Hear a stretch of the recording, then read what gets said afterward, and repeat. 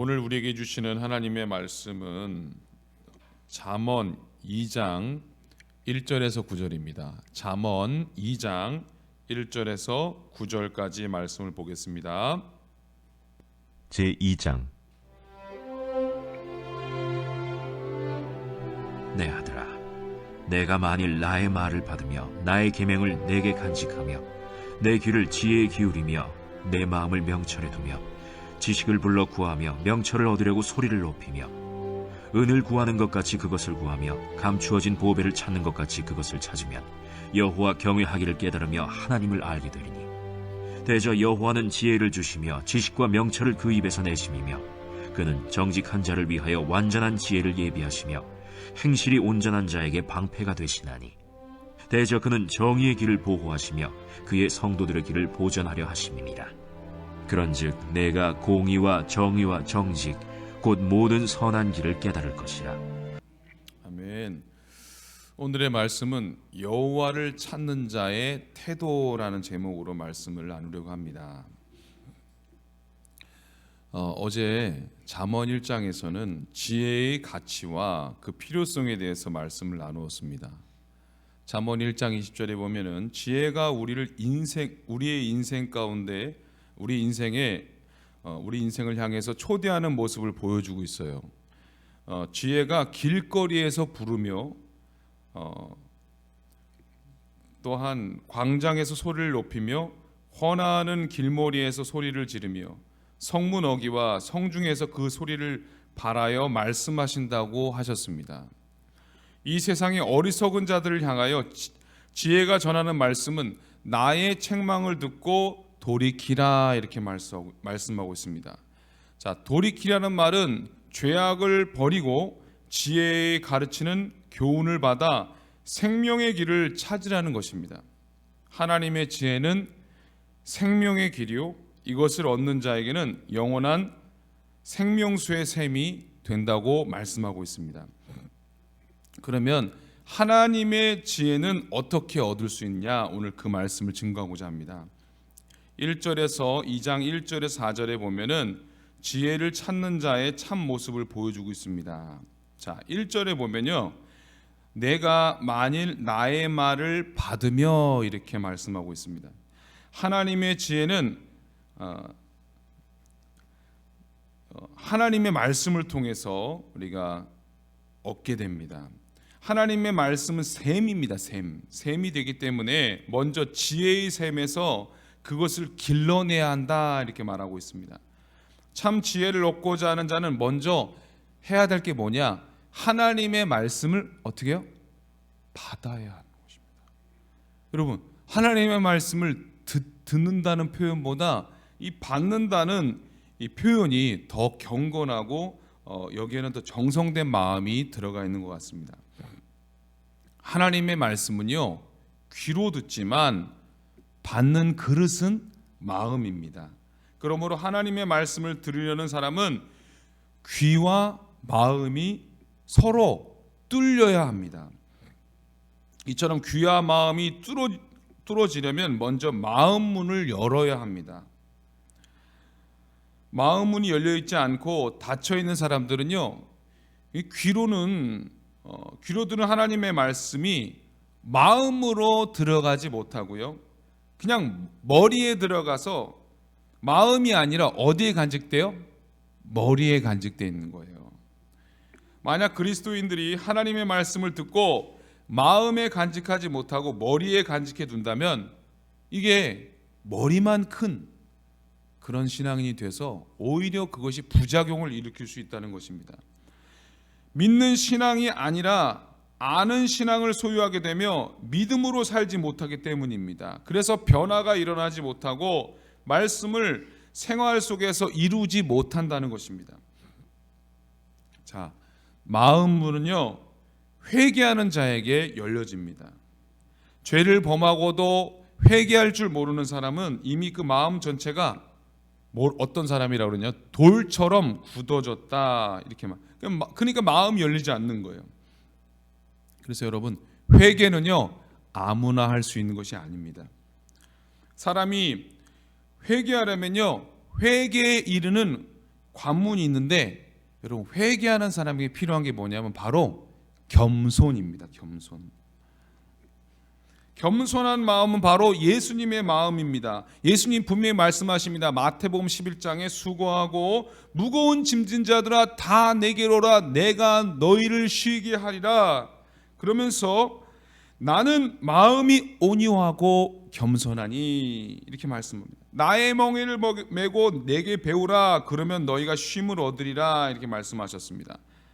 여러분 사람이요 겸손해지지 않으면요 절대로 회개에 이를 수 없는 것입니다. 하나님께서는 우리를 회개시키기 위해서요 여러분 이 목이 곧은 사람은 회개 안 합니다. 하나님이 어떻게 하시냐 우리의 교만을 꺾으신다는 것입니다. 교만이 꺾이면요 회개하게 되고요 겸손하게 되는 것입니다. 그 겸손한 마음이 되면요 죄가 들어올 수가 없어요. 그 죄는 겸손한 자의 마음을 뚫고 들어갈 수가 없다는 것입니다. 그래서 하나님은 이런 사람의 마음을 열어주신다는 거예요. 성경에 보면 하나님은 그의 영을 보내시어 통회하는 자와 겸손한 자의 마음을 소송케 하신다 이렇게 말씀하고 있습니다. 마음을 소송케 하시기 위해서 그의 마음을 열어 생명의 말씀을 듣게 해 주신다는 것입니다. 자, 예수님은요 이 지지난번 주인가 라오디게아 교회에 대해서 말씀하셨잖아요. 그 라오디게아 교회는 자기가 막 부유하다고 착각을 하고 살았어요. 마음을 굳게 닫아놓고 회개할 줄 몰랐습니다. 그때에 그 라오디게아 교회를 향해서 하나님께서 뭐라고 말씀하셨냐면 볼지어다 내가 문 밖에 서서 두드리노니 누구든지 내 음성을 듣고 문을 열면 내가 그에게로 들어가 그로 더불어 먹고 그는 나로 더불어 먹으리라 이렇게 말씀합니다. 주님의 음성을 듣고 마음의 문을 열려면 마음을 찢고 죄를 회개하여 교만을 버리고 겸손해지는 변화가 있어야 합니다. 하나님께서는 그런 사람의 마음문을 열어주시고 주님의 음성을 듣게 하시어 그 심령을 소송케 하신다 이렇게 약속하고 있습니다. 자, 그 다음에 뭐라고 말씀하시냐? 이제 오늘 본문에 보면은 나의 계명을 내게 간직하라 이렇게 말하고 있습니다. 여러분 간직하라는 게 뭐예요? 하나님의 말씀을 간직하라 이게 뭐냐면 바로 성경적으로 볼 때는 마음에 새기라 이런 뜻입니다.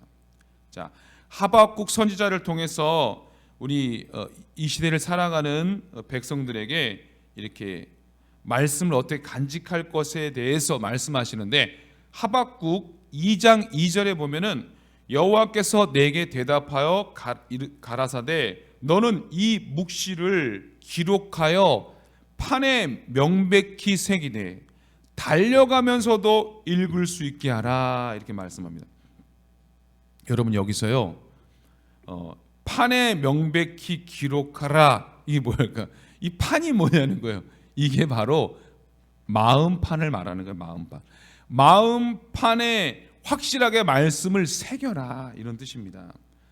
그럼 여러분 마음판에 어떻게 새기겠습니까? 두 가지 방법이 있는데 이게 가끔 말씀드리는데 첫 번째는 시편 1편과 같이 복 있는 사람은 오직 여호와의 율법을 즐거워하여 그 율법을 주야로 묵상한다 이렇게 말하고 있습니다.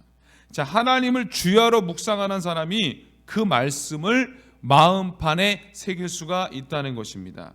여러분 묵상한다는 게 뭐냐면 기도하는 마음으로 깊이 생각한다는 뜻입니다. 이 하나님의 종이 강단에서 증거하는 말씀도요 여러분 깊이 생각하면서 들어야 합니다. 우리가 성경을 읽을 때도 깊이 생각하면서 읽습니다. 이 성경을 읽을 때 항상 우리가 어떻게 생각해야 되냐면 여러분 소가 되새김질하는 거 아시죠? 위가 4개예요. 먹었던 것을 꺼냈다가 또 다시 넣어놨다가 꺼냈다가 그걸 뭐라 되새김질이라고 하는데 이게 뭐냐면 말씀도 마찬가지입니다.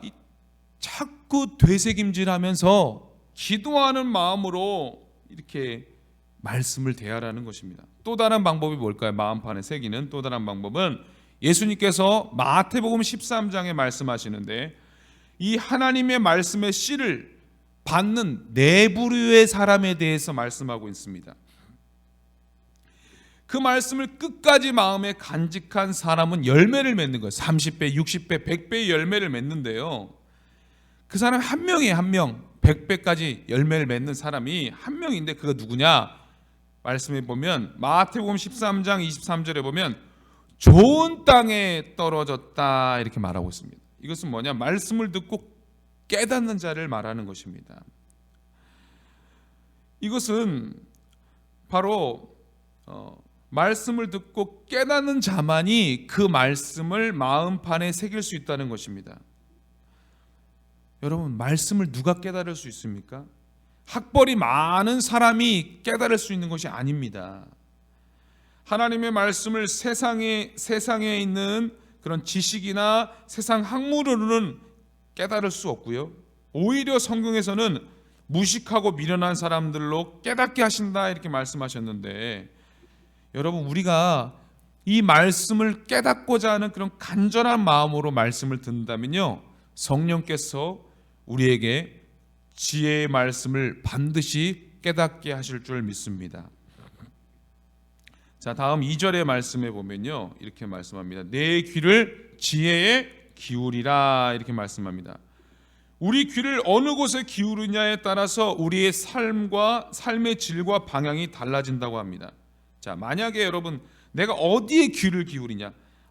사람들이 막 수근수근하는 그 일에 기울이면요, 그런 것만 찾는 사람들은요, 계속 모이면은 남을 이간질하고 반역을 도모하는 일에 가담하게 됩니다. 그럼 결국엔 이것이 그 사람을 망치는 겁니다.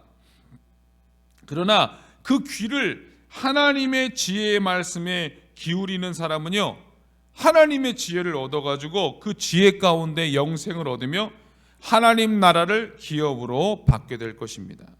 자, 그 다음에 뭐라고 말씀하시냐? 2절이죠. 내 마음을 명철에 두라 이렇게 말씀하셨습니다. 이 말씀은 그 마음의 방향을 하나님께로 돌려야 할 것을 말하고 있습니다. 우리의 마음은 하나지만 그 방향은 두 곳으로 갈라져 있습니다. 하나는 이 마음이 있는데 이 세상으로 향하는 마음이 있고요. 그래서 이 세상으로 향하는 마음은 크고 넓고 또 향락과 그런 이생의 자랑, 인간의 정욕을 만족시키기 위해서 이 길을 택하는 사람들이 많다는 거예요. 그러나 생명에 이르는 지혜는 얻지 못하죠. 우리가 하나님의 말씀을 통해서 생명의 지혜를 얻으려면 우리의 마음을 그런 세상에 허탄한 것에 두는 것이 아니라 하나님이 주시는 그런 말씀, 명철에 두어야 한다고 말하고 있습니다. 하나님이 기뻐하시는 뜻이 무엇인가를 생각하며 항상 그 마음을 세상적인 것이 아니라 하나님께로 돌려 지혜를 얻어 생명의 길로 걸어가시는 우리 모든 성도님 되시길 주님의 이름으로 축복합니다. 3절 말씀입니다. 지식을 불러 구하며 명철을 얻으려고 소리를 높이라 이렇게 말씀합니다. 여러분, 불러 구하라, 소리를 높여라, 이 말씀의 의미가 뭘까요? 바로 구하는 자가 받으며 소리를 높여 어떻게? 기도하는 자가 받는다 이렇게 말씀합니다. 야고보서 1장 5절에 보면 너희 중에 지혜가 부족하거든 후히 주시고 꾸짖지 아니하시는 하나님께 구하라 그리하면 주시리라 이렇게 말씀합니다. 기도 생활을 많이 하는 사람일수록 하나님이 지혜를 주시는 거예요. 미국의 유명한 아브라함 링컨은 남북 전쟁이 그때도 일어났고 노예 그 폐지를 부분에서 너무나 갈등이 많았어요. 그래서 이 링컨 대통령은 매일 일하기 전에, 여러분 놀라지 마세요, 대통령실 옆에 기도실이 있었어요. 몇 시간 기도했을까요? 2분? 2시간씩 기도하셨다고 합니다. 다니엘은요, 그 포로로 잡혀갔을 때에도 그 나라의 일을 하면서도 그는요 막 사람들이 그를 막 이간질하고 그렇게 힘들게 했지만 그는요 어떻게 해요? 집에 가가지고 하루에 3번씩 예루살렘 향해서 3번씩 기도했다는 것입니다. 4절 말씀을 한번 보시기 바랍니다. 은을 구하는 것 같이 그것을 구하며 감추인 보배를 찾는 것 같이 그것을 찾으라, 이렇게 말하고 있습니다. 여러분, 지혜를 구하고 얻는 일은요 한두 번의 기도로 끝나서는 안 된다는 것입니다. 한평생 끊임없는, 정말 끊임없는 기도, 그런 간구를 해야 한다고 말씀합니다. 여러분, 금을 캐려면 금맥을 따라 깊이 파고들어야 합니다. 감추인 보화를 찾는 일도 어려운 과정일 수밖에 없어요. 그래서 하늘의 보화인 그 지혜를 찾는 일이 그리 단순하고 단조롭지 않다는 것입니다. 주님은 마태복음 13장에서 천국의 비유 중에서 이렇게 말씀하시는데, 천국은 마치 밭에 감추인 보화와 같으니 사람이 이를 발견한 후에 숨겨두고 기뻐하여 돌아가서 자기 소유를 다 팔아 그 밭을 샀다, 이렇게 말하고 있습니다. 지혜를 얻는 일에는 이런 노력과 희생이 따른다는 것입니다. 여러분, 우리 주변을 보세요. 세상 사람들이요 자기 사업체를 경영하기 위해서, 돈을 벌기 위해서 얼마나 열심히 살아가는지 모릅니다. 이처럼 이 세상에서 썩어질 것이지만 그러한 일에도 열심을 품고 희생하는데, 이 하늘의 생명을 얻는 일에 우리의 노력을 더 기울여야 하지 않겠습니까? 히브리서 11장에 보면요 믿음의 선진들이 나오는데, 참으로 그 믿음의 선조들을 보면 우리의 신앙이 너무 안일하고 그리고 안주하는 것은 아닌지 참 부끄러울 때가 있습니다. 그들은 이렇게 말씀하고 있습니다. 어떤 이들은 더 좋은 부활을 얻고자 하여 악형을 받되 구차히 면하려고 하지 아니하였으며, 또 어떤 이들은 희롱과 채찍질 뿐 아니라 결박과 옥에 갇히는 시험도 받았으며, 돌로 치는 것과 톱으로 켜는 것과 시험과 칼에 죽는 것을 당하고 궁핍과 환난과 학대를 받았다. 이게 히브리서 11장에 보면 믿음의 사람들에 대한 내용이 나오고 있습니다. 여러분, 사람이 이처럼 간절함과 인내와 끈기는 노력으로 하나님의 지혜를 구하면 축복을 주신다는 거예요. 복을 주신다는 거예요. 다 같이 5절 말씀을 한번 읽어주시기 바랍니다. 시작.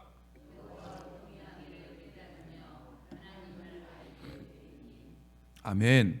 여호와 경외하기를 깨달으며 하나님을 알게 되는 복을 받게 됩니다.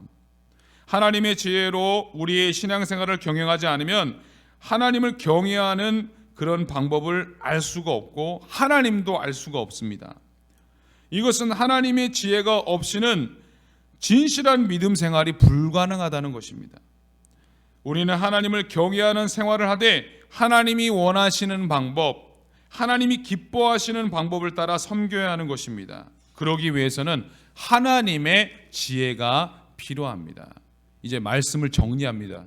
여러분, 결론적으로 우리 한번 7절과 8절 말씀을 함께 읽어주시기 바랍니다. 시작.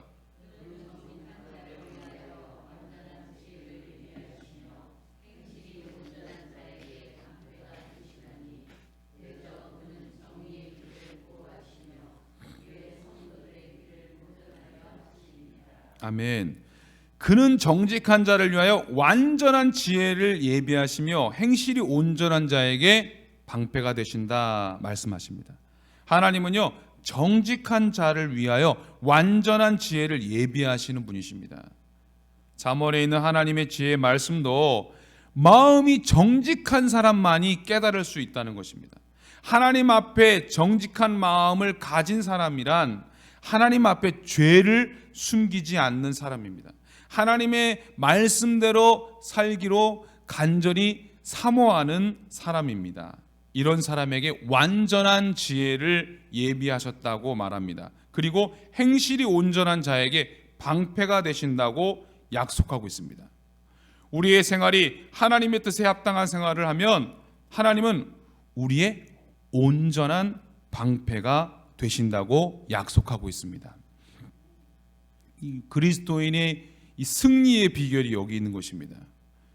우리 모두 이 말씀에 도전을 받아서 열심 있는 신앙생활을 통해서 하나님을 경외하는 것을 깨달으며 또 하나님을 아는 생활로 우리의 삶에 하나님의 인도하심과 또 보호하심을 경험하는 우리 믿음의 우리 모든 성도님들이 다 되시기를 주님의 이름으로 축복합니다. 기도하시겠습니다. 사랑의 하나님 감사드립니다.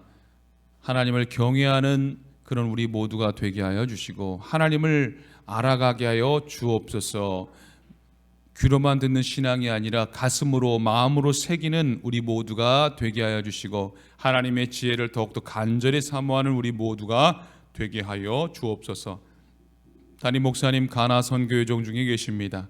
주님 피곤치 않게 하시고 더위 가운데 지치지 않게 하시고 모든 함께 가신 모든 동역자들도 붙잡아 주시옵소서. 말라리아나 또 강도의 위협이 없게 하시며 모든 일정 속에서 안전하고 평안하게 계시다가 무사히 귀국하게 붙잡아 주시옵소서. 영적으로도 강건하게 하시며 그 가나 컴퓨터 학교가 더욱더 발전하게 하시고 그리스도의 제자들이 더 많이 또 세워지게 하시며 우리 수고하시는 조영광 김선희 선교사님 붙잡아 주시고 또 그 가나에 더 많은 주의 영혼들이 세워질 수 있도록 붙잡아 주시고 필요한 재정과 은혜를 더하여 주시옵소서. 오늘부터 청소년부 수련회가 있습니다. 내일까지 모든 일정 가운데 함께해 주시고 많은 우리 아이들 보내주시고 하나님 은혜 받게 하시고 거듭나게 하시고 하나님을 만날 수 있게 하여 주시옵소서. 수고하는 우리 전도사님, 우리 권사님 또 우리 부장님 붙잡아 주셔서 하나님의 은혜 가운데